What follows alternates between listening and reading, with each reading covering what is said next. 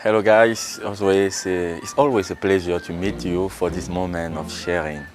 Today's theme is simple. It's about forgiveness and inner peace. Before starting this sharing, I would like to express my gratitude to my brothers Cassien and Simon for the sharing of their personal experiences on forgiveness. So, en essayant de poursuivre le partage de notre frère Simon qui nous rappelait que pardonner relève non pas du fait de lire des bouquins ou de suivre des vidéos sur Internet, mais surtout de pratiquer, c'est-à-dire de pardonner et de demander pardon. À travers dans mes premières fois, ces expériences que j'ai personnellement eu à faire, j'essaie de partager avec vous le pourquoi est-ce que nous pardonnons sans pardonner ou pourquoi est-ce que parfois notre pardon aussi n'est pas vraiment réel.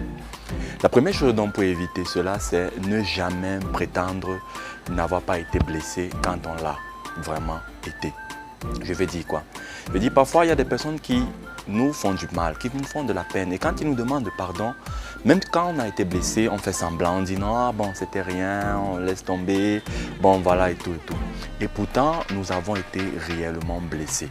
C'est-à-dire que nous donnons parfois de la paix aux autres, de cette paix intérieure aux autres, mais nous-mêmes nous nous empoisonnons. Nous laissons entrer ce virus-là en nous qui ne laisse pas plus tard place à une merveilleuse, une fructueuse relation ou plutôt qui ne permet pas que l'autre puisse, en tant qu'être humain, se tromper.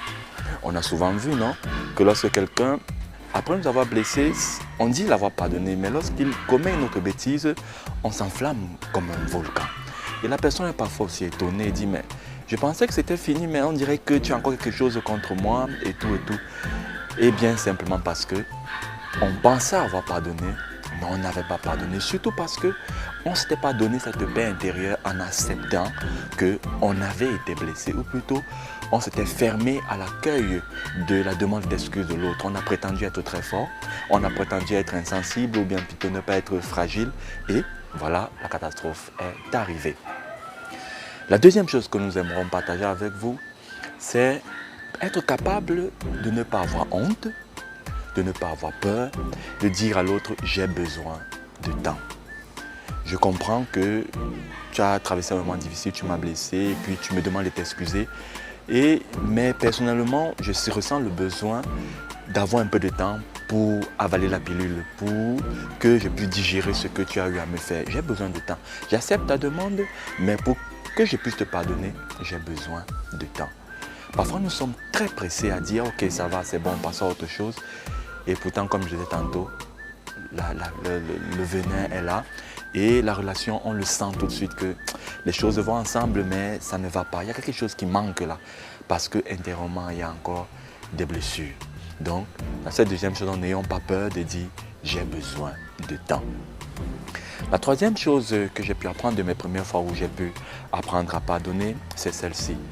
Ne pas prétendre ne pas voir que l'autre a été blessé. Tu savais, il y a des personnes qui, peut-être naturellement, ont ce don-là de pardonner tout et tout de suite. C'est-à-dire que, mais il y en a d'autres qui sont un peu comme vous et moi, qui parfois gardent des choses et tout et tout. Ou bien alors qui ne les expriment pas. C'est-à-dire quand vous leur faites du mal, quand vous les blessez, ils réagiront d'une manière ou d'une autre, mais pas de manière ouverte. Mais vous pouvez ressentir que vraiment, ah, ce que j'ai eu à faire, c'était pas bien du tout. Il faudrait que j'arrange cela. Mais par moment, par orgueil aussi, on ne veut pas aller voir l'autre. On dit, bon, ok, s'il ne veut pas m'en parler, c'est son problème. Non. Si nous sentons que nous avons blessé, ou bien la parole, le geste que nous avons eu à faire, a blessé l'autre, même s'il ne le manifeste pas, ou bien plutôt quand il envoie des signaux, je vais dire, d'une manière ou d'une autre, trouvons le temps de lui dire, ok, je sais que tu comptais sur moi et que j'étais déçu et j'ai réagi comme ça, vraiment, pardonne-moi, excuse-moi.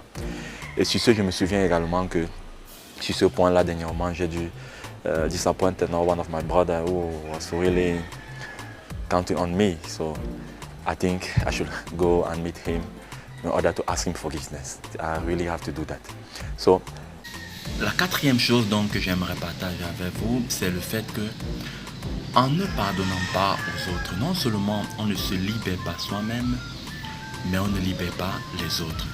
C'est-à-dire qu'on garde des personnes dans notre vie qui ne devraient plus y être du tout.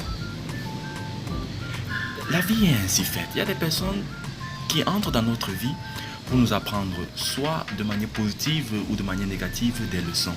Et lorsque nous les maintenons dans notre vie, nous n'avançons pas du tout. Nous croyons les bloquer, mais c'est nous qui n'avançons pas. La présente vidéo se clôturait par ce fabuleux message. Il disait, on ne pardonne pas d'abord pour les autres, mais on pardonne pour nous-mêmes. Car le pardon, c'est ouvrir la possibilité à avancer, la possibilité au futur et entamer quelque chose de nouveau.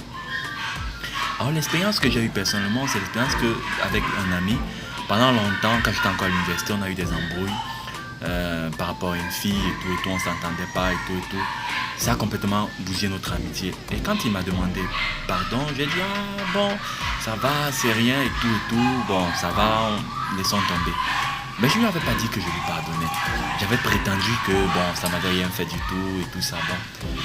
Mais au fur et à mesure que le temps passait, je me rendais bien compte qu'entre nous, les choses n'allaient pas tout et tout. Bon, on essayait, on ne se partageait plus trop tout et tout ça, bon. Et finalement, je ne sais pas, de plus de temps que ça.